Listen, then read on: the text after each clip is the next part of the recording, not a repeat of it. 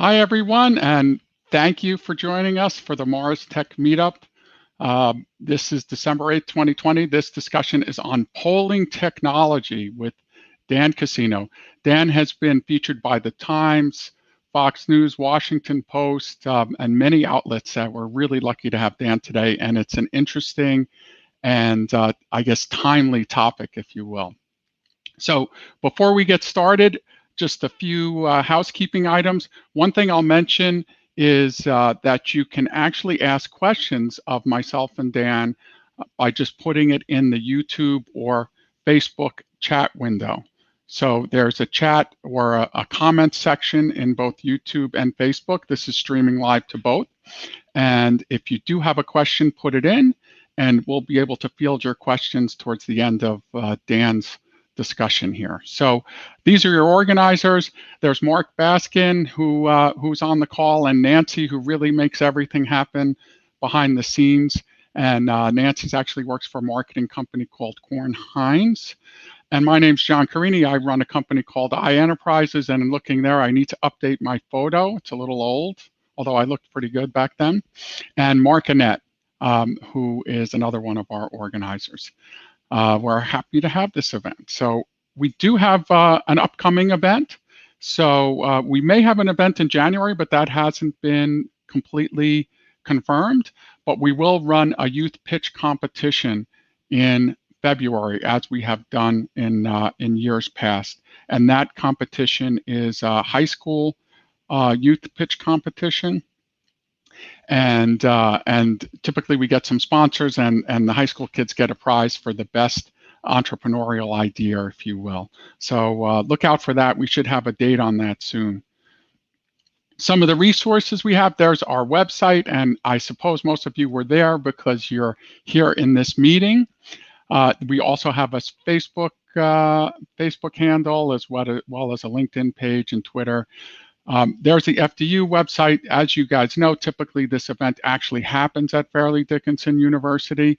And interestingly, Dan is actually in charge of FDU polling, which is called the FDU Public Mind. So this is kind of an all FDU event, if you will. There's the link to New Jersey Tech Weekly, Tech United, and so on. So here's our sponsors. First sponsor, and our biggest sponsor, is actually the Morris County Economic Development Corporation, and that's part of the Morris County Chamber of Commerce. And Mike Stanilis is actually here to say something about that. He'll be on in just a second. Also, New Jersey Tech Weekly and a lot of our other sponsors, including Fairleigh Dickinson, is up here.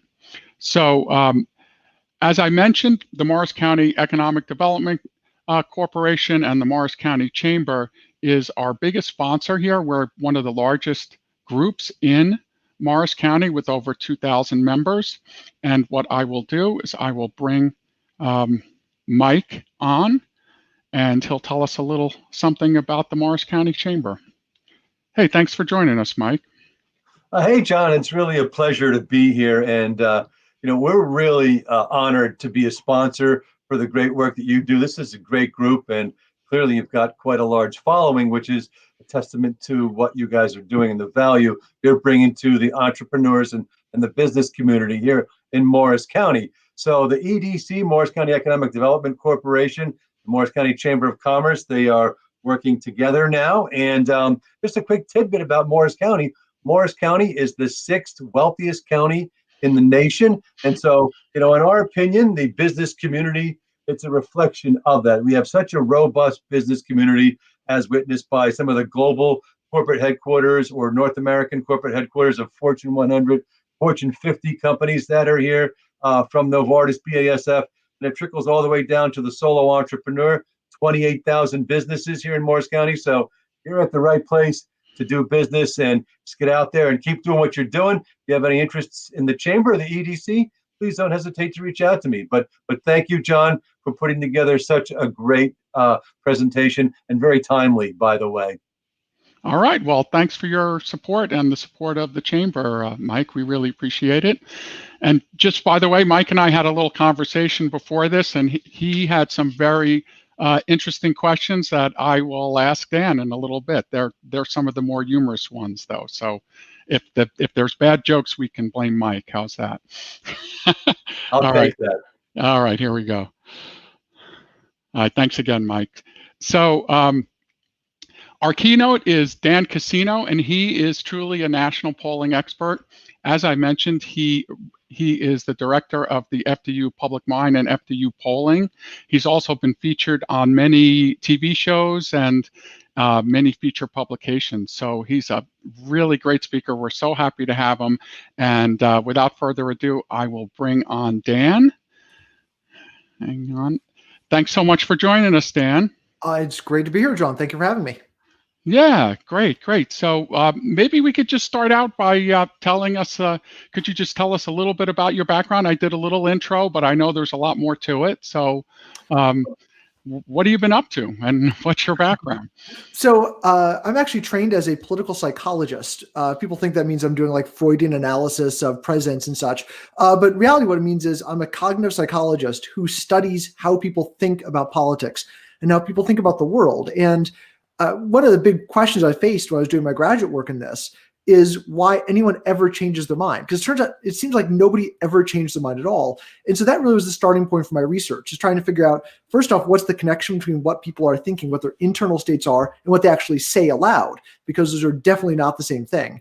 And second, how can we actually get people to change their minds? And so a lot of the work I've done it deals with threat and how basically when people are threatened, they wind up changing their mind, looking at various different kinds of threat, and also looking at media sources. So when people are ignorant about a topic, they don't know very much about the topic, how do they learn about it? And that led me to a study of the media. My last couple of books are about the media. The new one's more about threat. Okay. Yeah. If you want to plug some books, go for it. It's absolutely fine. But again, before I get really deep into this, if the audience has questions, please do ask them in the Facebook or YouTube comments, and we'll definitely get to them at the end if we have time.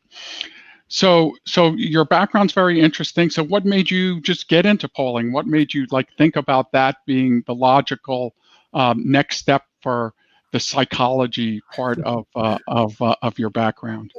So you have to understand, right? I'm a social scientist. I do science. And the key fact of science is messing with people or things and then writing it down. And polling is a great way to mess with people. And by that, I mean, I run a lot of polling experiments. So in addition to the normal sort of everyday polling that we do, at the FDU poll, we have a long history of doing these sort of very in-depth experiments within our polls. So we'll expose half the sample to one stimulus, half the sample to another stimulus, and look at what the differences are. And that really does tell us what is actually driving people's expressions of their opinions. And that's where it comes in. It's a way of collecting data. It's a way of doing science. And I think that's what people don't always appreciate about polling, is that this actually is scientific work. There's some art to it, but for the most part, it is science. There is a right way to do it and a wrong way to do it. And if you do it wrong, you get bad results. So this is just as much a science as anything else. And people often talk about the natural sciences, the hard sciences versus soft science. That doesn't really work because, of course, natural sciences are relatively easy. If I add two chemicals together, I know what happens every single time.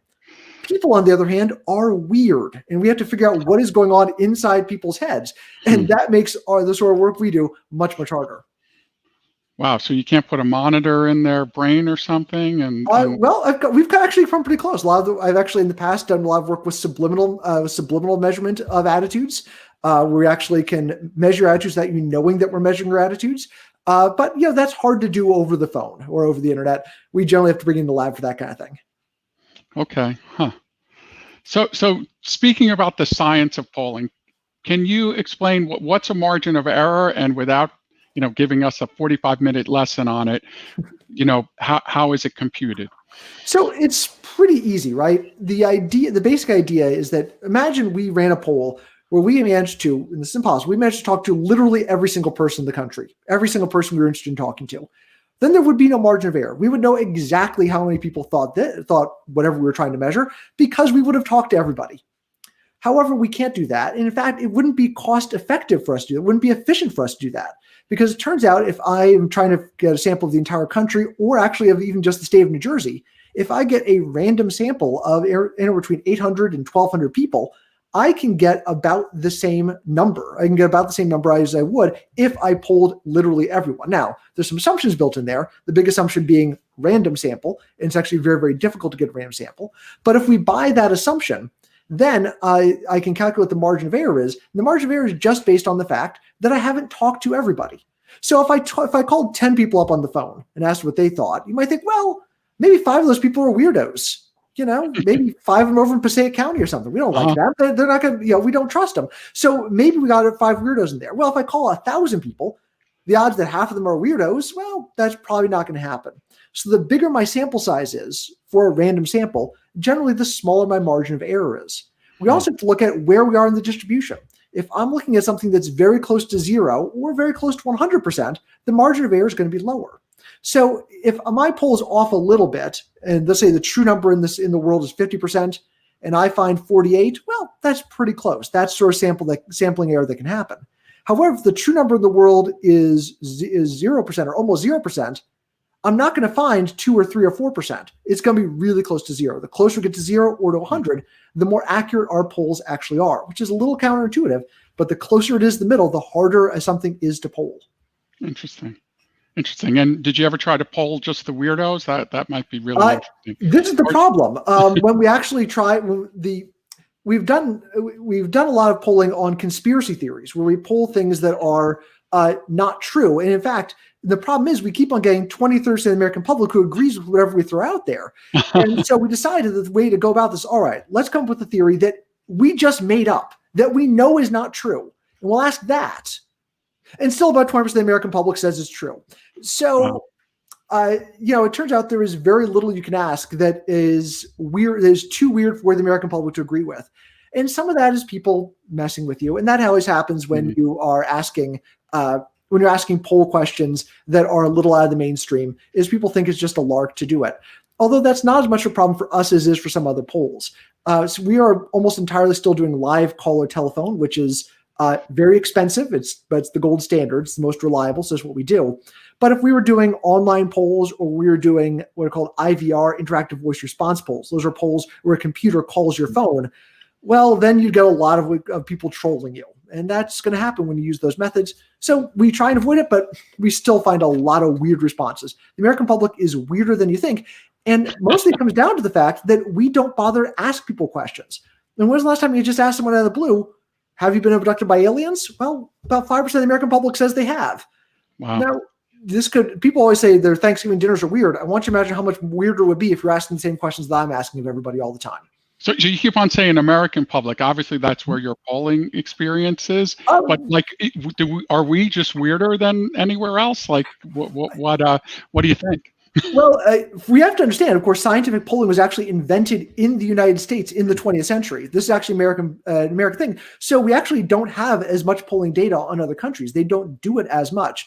And there's weird cultural differences come into effect. So, for instance, in England, the response rate for telephone polls is very, very low. But the response rate for mail polls, where actually to send you a questionnaire in the mail, is remarkably high. In the United States, of course, it's the opposite. If I send out a poll via mail and I get a 1% of the people to return it, I'm going to count myself very, very lucky.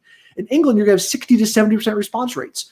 So the polling areas are very different. And of course, depending on where you're working, you have to do very different techniques. So I was working on a poll that was doing work in Turkey.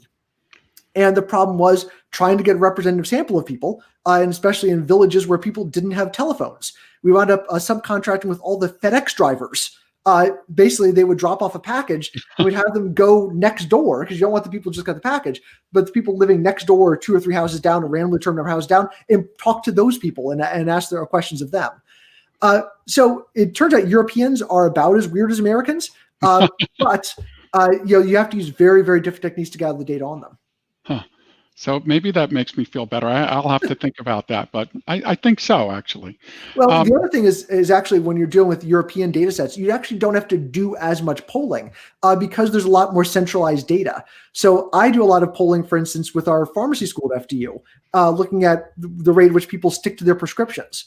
Well, if I'm doing that work in the Netherlands, I just call up the government. There's a database on how much people are getting their prescriptions filled because the government's paying for all of it. They know all of it. They anonymize the data, send it right over to you. So you don't have to worry about doing this through polling. Yeah, I guess we have 50 states and like a billion counties and cities within those. It's very, very, And not just in very New Jersey, yeah. Yeah. Yeah, that's just New Jersey.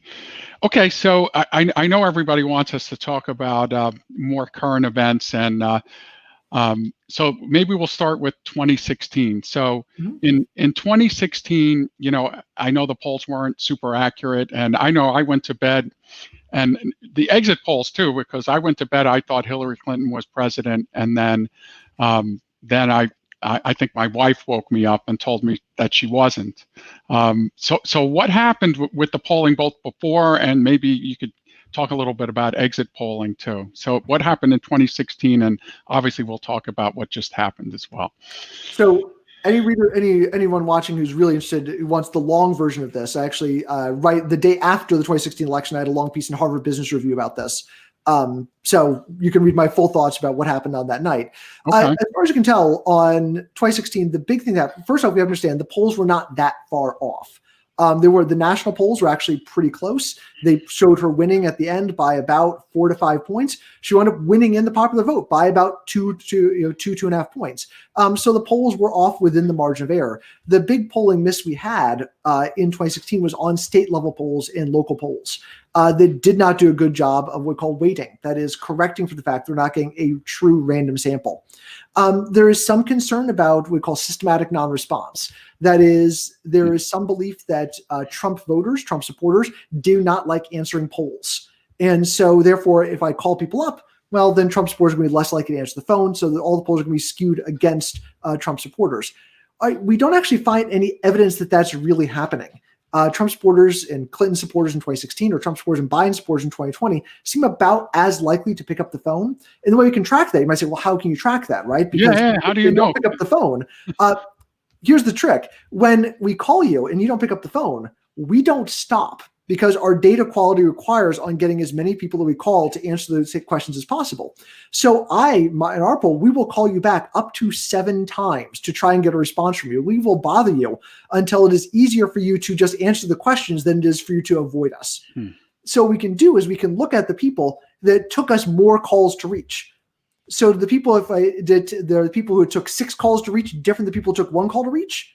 Well, if they are, they're telling us that some people who just don't want to talk to us or avoiding us. And we don't find any big demographics on those people. Like, are they Republicans? Are they Democrats? Did they vote last time? Things like that, or we have all that data, especially. And so one of the things we did after 2016 is we actually moved away. Most polls moved away from a random digit dial format, where we're kind of calling up not quite random numbers, but basically random numbers, into a voter list format, where we actually can buy lists of your name and your address and your telephone number and your occupation. And there's plenty of people who sell it to us.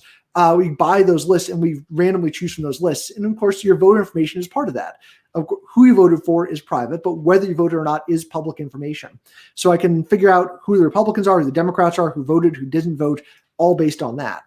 In 2016, though, the biggest problem we had wasn't the non-response. It really seems like it was about less educated white people.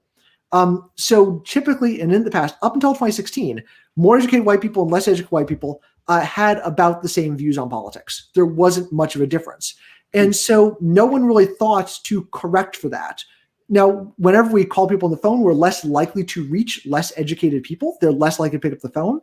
Part of that is they are at home less because they are oftentimes working more hours or working different hours. So we don't reach less educated people as much. So the assumption in 2016, which was a good assumption at that time, was that less educated white people, more educated white people are going to vote exactly the same. And it turns out in 2016, they didn't. There was a huge gap there. And that accounts for almost all the problems we had in the state level polls. So the problem then becomes, of course, we said, okay, we're going to try and correct for that. And we didn't correct for it enough, because in 2020, we had the exact same problem. All right, so let's get into 2020. Yeah. So like there's actually a question up that I'll throw up. This is from David. And he says the Sunday before in Wisconsin, Biden was up 17%, and I had 8%, but I think it was 8. It was right before the election. What I wrote down. So how do we explain for this? And like what happened in 2020? Then in 2016, you explained, and I'll buy it. And then supposedly you corrected for it, or they corrected for it, I should say. So then what happened in 2020? So So first off, we say they. Who are the people correcting for it? We have our own group of pollsters called APOR, the American Association for Public Opinion Research. 2016, that's the group of all the pollsters. We meet every year in May. They did their big autopsy on, brought the top experts in. So how do we account for the miss in 2016, especially now? First, in 2020, we should say again the national polls were pretty close. They showed Biden winning by 6 to 8 points, sometimes some as much as 10, although those are kind of outliers. And Biden's going to wind up winning by probably around 5%, 4 to 5% in the polls. So it was off a little bit, not off by that much. So what's the big difference here? There's two things that we're seeing that are a problem. First off, the gap between educated whites and less educated whites got even bigger in 2020 than it was in 2016. So even the pollsters that corrected for it didn't correct for it enough. Second, likely voter models. Now, this is the Achilles heel of all political polling, of election polling. This is actually why Gallup doesn't do election polling anymore. After they did election polling going back to the 30s, but basically their likely voter model, they failed so badly in 2004 and 2008, they got out of the business of doing election polls. So what do I mean by likely voter poll? We have a problem. And that is when I ask you, hey, you're going to vote? Everybody says yes. And the problem is some of them are lying. Even worse, there are some people saying, no, I'm not going to vote. And some of those people are lying too. So we can't rely on whether you say you're going to vote or not. So we have to figure out some other way to figure out who is going to vote and who isn't. And various pollsters have their own secret sauce for determining it. Some pollsters might rely very heavily on a past voter model. We're going to see who voted in a similar election in the past. So for next year's election in New Jersey, the gubernatorial election, I'm going to be looking at people who voted in the 2017 election. I'm going to use that as a big part of my sample. So I figure they're probably going to vote again. Other places are going to say, oh, well, how do we get young voters? How do we do this? How do we do that? And they have a lot of different measures to try. They go put in the secret sauce to figure who's going to vote and who isn't. The problem is in 2020, we had no idea who was going to vote and who wasn't because the voting system was all hecked up because some people were voting by mail, some people were voting in person, some people who thought they're going to vote in person weren't voting, other people were scared to leave the house. So we had no good way of knowing who a likely voter was and was not. So pollsters had a decision. Do we just kind of say, well, we figure turnouts can be high, let's just assume everybody's going to vote? Well, if you do that, then you get results like we saw in Wisconsin that overestimate the vote. Or do you then say, okay, well, we're going to look at people who didn't vote, or only voted in the past election? Well, in that case, you underestimate it. And getting the balance between the two proved to be really hard. Third big thing, President Trump did way better among non-white voters, especially non-white men, than he did in 2016. And that was a big surprise to a lot of pollsters. And it's something that most pollsters are going to miss. We're going to miss it because there are a couple of factors that make you more likely to pick up the phone. If you're white, you're more likely to pick up the phone. If you're older, you're more likely to pick up the phone. And if you're a woman, you're more likely to pick up the phone. Therefore, the group we have the hardest time reaching, the white whale of polling, is young non-white men. We have no idea what's going on with them because we can't get to them on the phone. So if it turns out we have a big shift among young non-white men, we're not going to catch that. And that seems to be what happened in 2020. Young non-white men turned very strongly, much more strongly towards Trump than they had in 2016. Now, we should say non-white women actually were more Democratic than they were in 2016. But non-white men turned very much against Trump, against Biden, gave Trump extra numbers. And because of that, his margin, especially in states that have significant African-American and Latino populations, wound up being much more pro-Trump than pollsters had generally thought. We should also say not all pollsters had that same problem.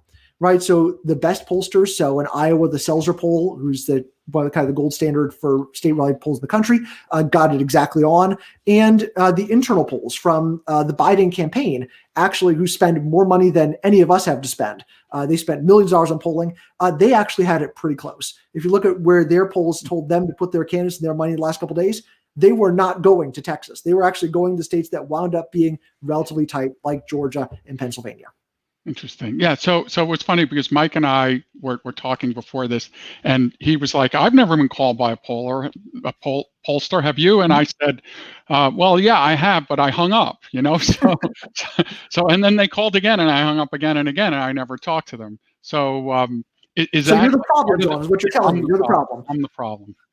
Yeah. And then we also were saying, hey, I want to be either a weatherman or a pollster because it seems like. And I know you've said that most of the polls were accurate, but but they just seem like good jobs because maybe you could get it wrong and it's still okay. I don't know. Well, I don't know if people call up and shout at the weatherman all the time, like they call up and shout at me when they feel like when people don't like the numbers that I put out. But you actually just brought up one of the big problems we face, which is response rates. So response rates, if we go back before I was doing polling, go back 30, 40 years in the 80s and into the early 90s, response rates to telephone polls were some in the United States were at 50% or above. And that's because no one had caller ID. If someone's calling on the phone, I remember this when I was a kid, people saying, oh my God, it could be long distance. You have to pick up the phone, right? You don't know who's calling. So people would pick up the phone. Once they pick up the phone, it's all pretty easy. I was also helped by the fact that more people were at home more of the time. So up until about 1982, most women who were married didn't work outside the home. So there was someone home all the time. Today, the response rate for even the best polls is going to be below 5%. And 5% is optimistic these days. 2% is pretty standard. And so of the 100 calls you make, and this is not of all the calls, this is the calls you make to people who theoretically could pick up the phone, numbers that are live numbers that someone actually lives at. Only about 2% of them pick up the phone. And that is terrifying. It's terrifying, number one, from a cost perspective, because as a pollster, I am paying for the time when people are calling up and not getting a response. So my labor costs are through the roof. Second, is terrifying because we have to trust that the people who do end up picking up the phone are no different than people who don't pick up the phone. And now we've got 50% response rate, plausible. 2% response rate? That's why I tell my students every year, if telephone polling stopped working tomorrow, no one would be surprised because they got 2% response rate. Of course, the people with the phone are all weirdos. What are you going to do? Yeah, there's a lot of good questions coming in. But one thing I'm going to go back to is you said non-white men were the big non-white men. What's that? Young non-white men, especially. Young, yes. So how do you know that? How do you know that now? Was there a poll done on the polling? And if so, like what was the result? How do you know that? It's pretty easy. So I run a sample. Let's say I run a sample of 1,000. I run a sample of 1,000 Americans. In theory, about 13% of the United States is identifies as African American. So I should have 130 African Americans in my poll. In fact, I should have about 65 African American men in my poll. Friend, I do not have 65 African American men in that sample of 1,000. That sample of 1,000, if I'm lucky, has 25 African American men in it. Because I know what the census says is happening in every state, in every city, in every county, in the country as a whole, and I know what I'm getting back for my numbers. So I have to go back and do a post hoc correction for the groups that are underrepresented. And this is what's called the weighting process. So if I've only got 25 young African American men, I'm supposed to have 65. Each of those African American men essentially gets treated as 2.5 or even 3 people in the poll. And if you are an older white woman, you might be treated as only maybe half of a person for the purposes of calculating the overall numbers in our poll. Interesting. No, that's really interesting. And then, did you know they were underrepresented by just looking at like the turnout numbers in the different areas? Like, how did you really know? Or did you obviously didn't poll to know if your poll was right? So it's actually something you can do, right? You actually can poll to find if your polls are wrong. You do follow-up polls. But the way we know is we can, so the problem is, of course, most years we have exit polling, right? We have in-person exit polls. And there's a lot of experimentation starting in 2016 with doing something other than the in-person exit polls. The AP, instead of running an in-person exit poll in 2016, ran a survey of 140,000 people, ran just a giant survey instead. So we can normally look at the exit polls. This year we couldn't look at the exit polls because all the exit polls we have are other surveys. And if we got a problem with the survey, the exit polls are going to have that same problem. I see. So the way we can do this is essentially by working backwards. We look at the counties where the big polling misses were, and we find out what all those counties have in common. And in 2020, we found the counties where the biggest misses were the ones that had large populations of African American Latinos, and especially rural populations of African Americans and Latinos. Those are the ones that had the biggest polling misses. And finally, the group said the youngest cohorts of African Americans and African American Latino men. Okay, I'm going to get to the questions. Don't worry, everyone. Okay. But one more from me, which is you talked about how the national polls were accurate, but then the state polls weren't so accurate. So one thing I know is, like, when I'm trying to figure out who's going to be president, I'm looking at Ohio, Pennsylvania, Florida, and I'm like all over those polls. I don't care what it says, what the national poll says. So I guess my question is, why wasn't the level of effort put into those battleground state polls that was put into the whole country poll that was much more accurate? Why didn't they try to make those really accurate and pour resource into that, or did they? And they so just. The question is, who's they? Right? Yeah, Remember, we are this. I guess. Right. So the polling industry, you have to understand the way the economics of the polling industry work. Right. And the economics of the polling industry have been totally upended in the last couple of years, and it's mostly because, as a pollster, if I'm a for-profit pollster, my business model is I do public polling, right, where I am releasing a national poll on the president or whatever. I do that as a loss leader for my real business, which is doing private client polling. So if I am here in New Jersey, it used to be when I started polling in New Jersey in 2006, if I wanted to get a story in the local media, what I would do is I would call up our local AP guy. There were 2 AP guys working in New Jersey at that point. I'd call him up. I'd pitch in the poll, tell him what we were doing. He'd say, great. And I knew if I got with the AP guy, it would be in all the newspapers in New Jersey. And I was golden. It'd be on the radio. It'd be on TV. It was great. Nowadays, there is no AP guy in New Jersey. There's one guy who works part-time out of Atlantic City. So there's no AP guy. There's also no newspapers and no newspaper reporters I can call and pitch it to, which means that the marginal benefit I get from doing a statewide poll is minimal. There's not a lot of press. My whole goal at statewide public poll is to get press. There's not a lot of press, and therefore there's not a strong economic incentive for anyone to put this sort of money into it. Very interesting. Yeah, and that's super appropriate for this type of group too, because it's kind of an entrepreneur group, and we can understand, why you wouldn't put a lot of money into something unless you were going to. And so that our business model has just been totally upended. I mean, the decline of local media has been a huge problem for polling, because that's the basis of the entire business model. Is people see, hey, you guys have an A rating from Nate Silver. You do good national polling. I've seen your name on the news. I want you to do my poll. That's how every poll makes money. Even the FDU poll, we're not for profit, obviously, but we still take on private clients all the time because they know our work from the public polling we do.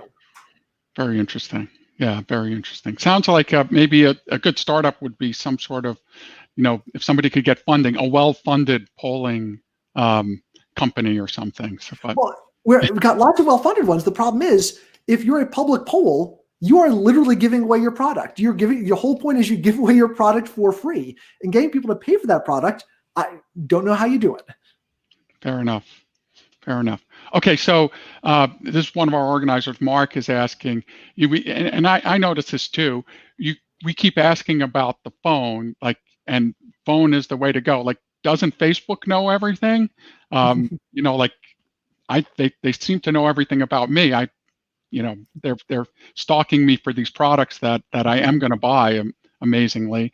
So is there some other way to get a broader view? And then he kind of adds to it and says, what if we were watching YouTube videos or something, and instead of an ad, you had to fill out a little poll or something like that. So first off, there's absolutely a thing that's called Google Consumer Research. I can run a 1-question poll. They'll run before a YouTube ad. It'll cost me about $100 to get 1,000 responses. It's super cheap. It is super fast. The data is real bad, but you can do it. So yeah, there are lots of other ways, and it just depends on what you're trying to get a sample of. So there's some groups underrepresented. So for instance, it's very hard to reach. Sometimes it's very hard to reach homosexual men. So if I'm going to do a poll of homosexual men, I've actually seen providers who will actually do polls on apps that are just for homosexual men. So you can absolutely do those sort of targeted polls. The big technological shift we've seen in polling has been away. So when I say telephone, of course, some people still believe that we're not doing calls to cell phones. Of course, we are calling cell phones. Most major pollsters who do telephone calls are now 90% cell phone and sometimes 100% cell phone. I think at FDU poll, we're at 90% cell phone. We might go to a complete cell phone before too long. That's an issue with all polls because of regulatory issues in the United States. The federal government will not allow us to use auto dialers to call cell phones. So we actually wind up having to use other technologies in order to call our cell phones. It's a little more expensive, but you have to do it. The big disruptive technology we've seen coming in is not actually with apps. So Facebook actually is a very good idea of what you are thinking, John, because you use Facebook. The problem is the people who use Facebook are not a representative sample of the public as a whole. And so I can't learn about the public as a whole by looking at Facebook. I can learn about people who use Facebook. There have been some attempts to try and leverage that to get a view of the public as a whole, try and use complicated weighting schemes and all that. But at a certain point, the weighting scheme is doing more work than the initial data is doing. And you wind up really the secret sauce being everything you're doing. And that's just not sustainable because it's not clear what you're getting, where your data is actually coming from. The big change we've seen has been actually with text-based polling, with SMS-based polls. So instead of calling your cell phone, I just text you and introduce myself, and people are more likely to respond to that than they are to respond to telephone inquiries because it doesn't feel like as much invasion of privacy. Perhaps more importantly, you can't do that as your only way of polling because you can't reach older people that way. They're not as comfortable SMSing. So as a result, you wind up trying to do both. Right, so you do telephone calls that get you like older people, you do SMS to get some younger people. And so we're having to combine strategies. And basically everyone in polling recognizes that telephone polling is unsustainable in the long term. It's unsustainable because the labor costs, because we're having so much wasted time, are through the roof. Now, John. So this leads up to it. Like, so what's going to change in 4 years, if anything? And it sounds like unless there's money, it's not going to change. But what do you think? So first off, there is still a lot of money in it. There's a lot of money in polling, and that's mostly because companies still need to find out what the public thinks. Politicians still need to find out what the public thinks. So we've been talking about polling as if it is horse race polling, right? It is who's going to win the election. But the truth of the matter is that is probably the least important thing we do in polling. Right? Our major function is a public service function to let politicians know what their constituents want. And we are the best way for politicians to find that out. So how is polling going to change in 2024? First off, there's going to be less of it, at least less done via traditional methods via telephone, because the cost is going up and up and up. It now costs more to do a live call or telephone poll than it costs to buy a new Cadillac Escalade. So it is an incredibly expensive endeavor. There's going to be less of it. The other thing that's going to happen is you're going to see more mixtures of different types of polls. So you're going to see SMS and telephone or telephone and internet, and people trying to mix it up and try and get good polls that way. The last thing you'll see is when you see polls reported, you're going to see that you're not going to see a margin of error reported anymore. Remember, the margin of error arises from the fact, okay, I've got a sample. I know how big my sample is, so I can compare it to the population, and that'll give me an idea of what my margin of error is supposed to be. If I'm not doing what we call a probability-based poll, like a telephone poll, a random caller poll, then there's no way to calculate a reliable margin of error. And so we use different things. We use confidence intervals or credibility intervals. You're going to see different words around that. And while those are good and that they're being very transparent about what we're doing, they're also bad because people have some idea what a margin of error is. I got to say, I don't think anyone has any idea what a credibility interval is. And as a result, there's going to be a lot more opportunities for misinformation. And that's the last thing I would say about what's going to happen in 2024 is you're going to see more misinformation. We already saw some of this. This goes back to as recent as 2008, where there were polling firms that did not exist that would just put out press releases and say, we polled 10,000 people. Here's what we found. Interesting. And it was fake. And it turns out that is increasingly likely and the big reason people do this, believe it or not, is actually to game prediction markets because I can bet on who's going to win an election. And so if I put out fake polls, well, then I can move those numbers in that prediction market and therefore pocket money.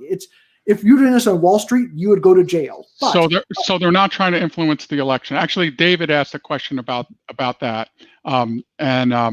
So are they in some cases like super PACs or something doing this, trying to influence the election? And if so, like, can they go to jail for that?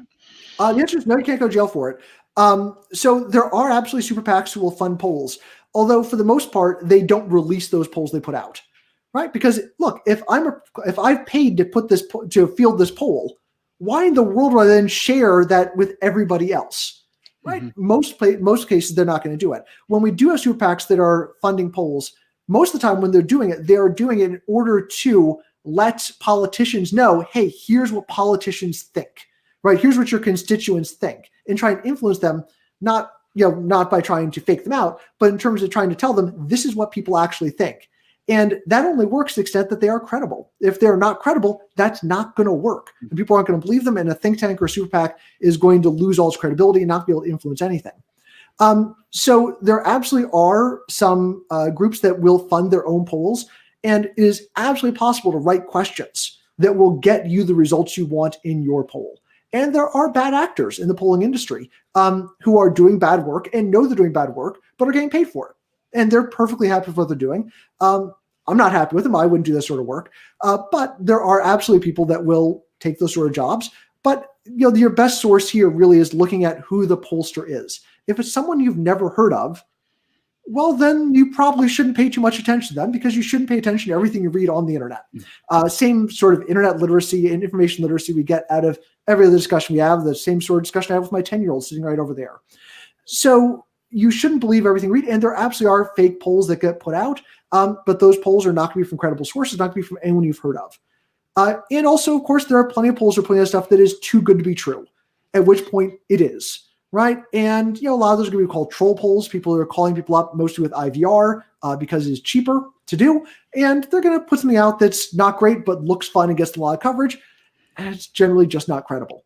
So is it like covered by freedom of speech? You can say, I'm David's asking a bunch of questions. I'm just kind of paraphrasing. Is it covered by freedom of speech? And what you say in a poll is covered by that? So you can't be like outed for trying to skew an election or something like that. So if I was trying to skew an election, polling honestly is a really bad way to do it. Okay. So think about it. So if I put out a poll saying, hey, my candidate's really going to win, every candidate would hate it if you did that, because they think, boy, some of my voters now going to think I don't have to turn out and vote because I'm really going to win. So then nobody votes, right? Neither side. They're like, I lost or I won. Turnout, yeah. Right? So it's a very inefficient way to do it. I mean, of course, if you want to, and also, again, it's going to hurt your credibility. So as a business model, right, my whole business is based on the fact that people trust me, that they know I put out good polls. If I put out polls that prove to be terribly wrong, I just cost myself business, right? That doesn't work for me. It doesn't make sense as a business practice. And if someone said, hey, I'll pay you $100,000 or $1 million to put out a bad poll, I still wouldn't do it, because you're killing my business for years to come. It doesn't make any difference, right? So no reputable pollster is going to put out a bad poll on purpose, trying to skew an election. If you're trying to skew an election, you could take that money and do it in a lot of other ways. The only time we do see someone trying to skew an election is when we get the release of what we call internals. That is, campaigns run their own polls, and a lot of them, and we love doing work for them because they pay very well. So campaigns will run their own polls, and sometimes they will release those polls. But whenever they release those polls, they are doing it strategically. They're doing it to achieve a purpose. And my general rule of thumb is, whenever you see an internal poll released, the truth is the opposite of whatever that poll is saying. If they say, hey, this race is tied, that means in fact someone's winning by a pretty big amount. Huh. Very interesting. Because they're trying to shape the narrative. They want to get some coverage of race. And look, if there's no other polls in that race, it can work. We saw this in NJ2, the race we had down in Atlantic County earlier this year, where we got a lot of internal polls. And, basically both candidates putting out polls saying, hey, we're up. And, turns out that the race was very, very, very close, right? But they were trying to build support and trying to shift the narrative by putting out their internal polls. If they put them out, don't believe them. Okay, so you think in that case, that poll, the questions were skewed to get a specific result? It's very rarely the questions that are skewed. It is much more the sampling strategy, right? The way in which because you're making assumptions about, in that case, about likely voters, about who's going to turn out to vote and who isn't going to turn out to vote, right? And you might, if I was a less honest pollster, I might make that sort of decision in order to tell my client what he wants to hear. And people who do a lot of internal polling work will sometimes do that. And both sides get told what they want to hear. They both think they're doing very, very well.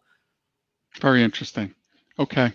I'm going to go back to one thing. You mentioned that neither party, let's say their constituents are not embarrassed to say who they're going to vote for, or they're equally embarrassed, maybe you said. Like, you don't think that there's something to that, like certain candidates are a little more embarrassing to vote for, and maybe people won't share that information? We don't have any good evidence for that. I mean, so we know what this would look like. What this would look like is if I was doing a voter list sample, and people who are Republicans or Democrats or men or women or whatever were just not picking up the phone, or were lying to me apparently, or refusing to answer questions. And we don't see that. Now, there are some groups that actually we know are shy about their views or don't like picking up the phone. And that's mostly evangelical voters. Evangelicals and born-again Christians are less likely to pick up the phone because they believe, perhaps accurately, that the media makes fun of them. And so as a result, they don't like talking to polls. And this actually has been a pretty significant problem for polling, especially in the American South, where there are lots of evangelical voters. Wow. So that's the one group we have isolated. We know they do not like talking to us. They're shy voters, and they're not going to do it. We oftentimes get the opposite. That is, people will tell us they'll support a third candidate, even an embarrassing third candidate, much more than they actually will. People overstate the extent to which they're going to vote for somebody who has no chance in God's green earth of actually winning. So that happens a lot. We very rarely get the opposite.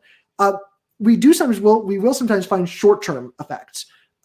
So basically, when something goes really badly for a candidate, so after the Access Hollywood tape came out in the 2016 election, suddenly you saw Hillary Clinton surging in the polls. But it wasn't that she was actually doing better in the polls, is that Trump voters for about a week did not want to talk to pollsters. They were just embarrassed and upset. They didn't want to answer questions about it. So you do get those sort of very short-term news effects. Occasionally you'll get those related to a debate if somebody does especially well, especially poorly in debate.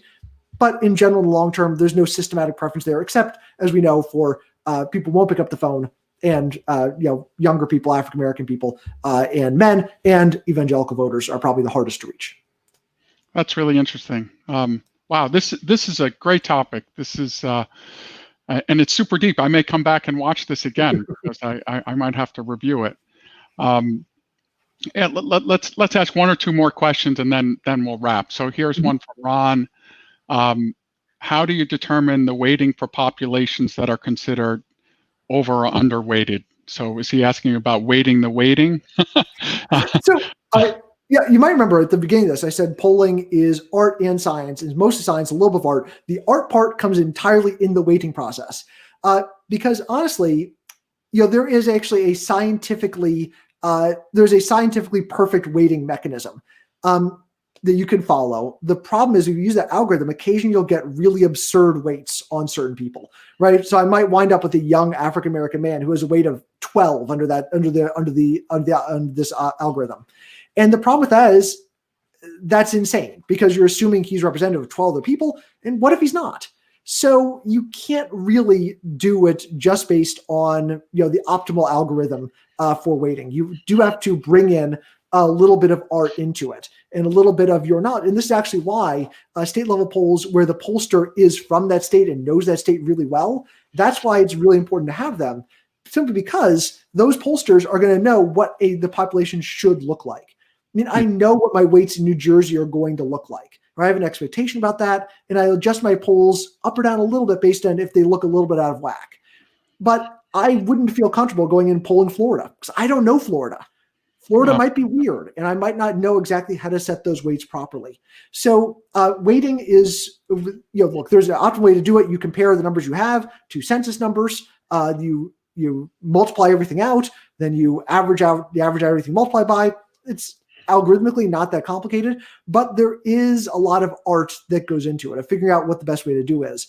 And you have so a couple years back we polled Delaware, and we were polling in Delaware. You're like, okay, Delaware, we don't know Delaware as well. We had to talk to lots of local experts and find out what the population is actually like, and do a couple of polls there to really get a handle on what was going on in Delaware. And turns out Delaware, John, you were asking at the start of this, maybe it turns out some people are just weird. Turns out Delaware is just weird. Delaware is a difficult place to poll. But we got good results out of there. So you do have to have that local knowledge to know exactly how much to weight things up or down. And what do you compare it to? You compare it to the census. You compare the census, of course, or if you've got better data than that on certain things, like voter lists, you're going to use that. Where do we get our lists of voters that we use? There are many corporations whose job it is to collect all of your private information and to sell it to guys like me. And it's generally not even that expensive. I mean, we're talking a few $100s. It gets expensive in trying to find certain populations. So it's very easy for me to get a list of Republicans or Democrats or voters. If I want a list of dentists, or worse, if I want a list of optometrists, then we're going to be paying through the nose because those guys are a lot harder to reach. That's worth a lot more money. So those are going to be harder. And of course, anything to do with the medical profession, or because drug companies want to reach them. Right, so there's a lot more money involved in that. So the cost of those lists are going to be higher. Yeah, I might have some experience with that data. By the way, it's super expensive. So what about getting Alexa to just listen to all the conversations that are happening in a house, and then bingo, when somebody talks about an election, it just writes down that data. The actual problem is that computer code. What you're talking about is computer sentiment analysis, which is a thing that absolutely exists. Facebook and Twitter are using it all the time to try and code the statements you're making online. The problem is it's still pretty bad. And the reason it's bad is because computers do a really bad job of understanding tone. They can look at certain words, say, oh, this word is good, this word is bad. They don't really understand context very well. So I've done some work with this, but the best work in this is still actually using human coders, right? Where you'll go in and actually have people read all the statements and hand code the statements. It is time intensive, it is cost intensive, it is labor intensive. But there are actually places that will do that. The biggest industry that relies on that is actually reputation analysis, which I'm not sure if you know reputation analysis, but your company, if you want, can buy an insurance policy against your reputation turning bad, which is a good policy to get. The problem is the guy giving you that policy wants to make sure that your number one, your reputation really did turn bad, and number two, it wasn't your fault. So they will hire companies. One I've worked with called Media Tenor out of Switzerland. They'll hire companies to go in and code all the data about every publicly coded company, every statement in the world about them. Media Tenor, the company I work with, they have a warehouse in Vietnam. They use Vietnam so they can have English speakers and French speakers and Chinese speakers all there, reading all the newspapers, watching all the TV, and hand coding all of that data to figure out exactly who is saying what.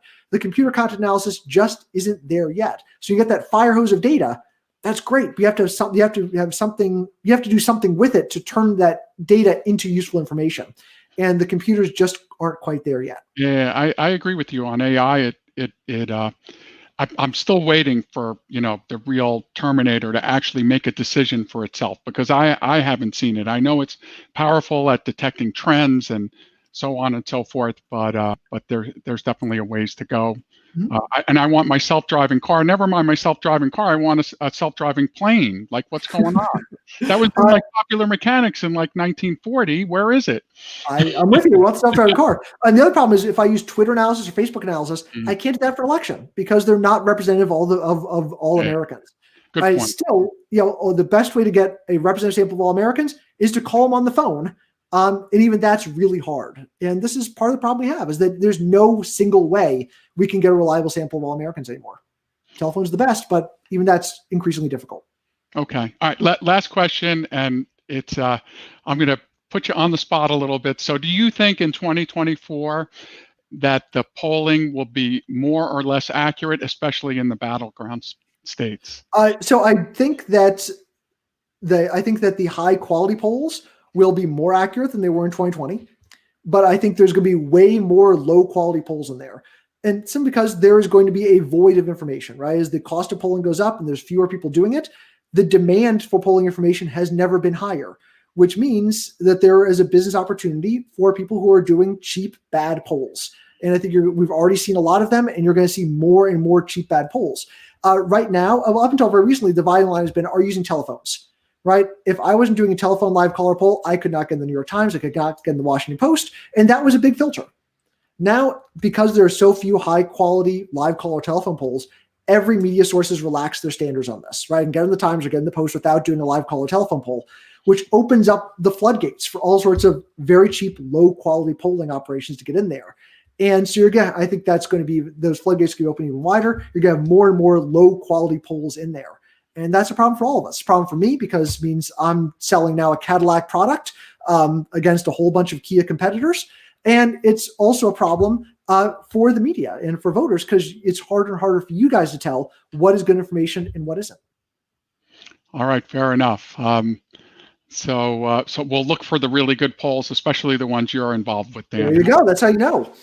All right. Well, thank you again for speaking. And, as I mentioned, it's all pro bono. And thanks to you and to FDU for everything you do for this meetup. So maybe we can have you on again after the next election. We'd really love that.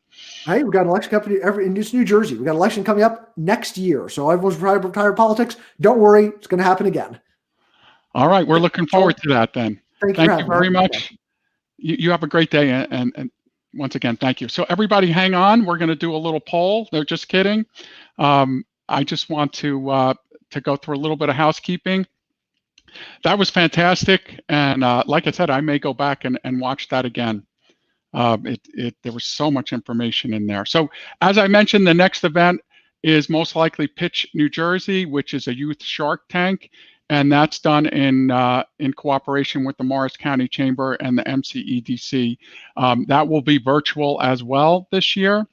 So please look out for the date on that. And that pretty much wraps it up. Thank you all very much for attending. We always need sponsors and startups and future speakers. So if you have some suggestions, then please let us know. And you can come back and watch this, by the way, on YouTube at that same URL. That URL will be there in perpetuity. So if you want to share it with others and think they should watch it, please feel free to do so. Thanks, everyone, and have a great evening.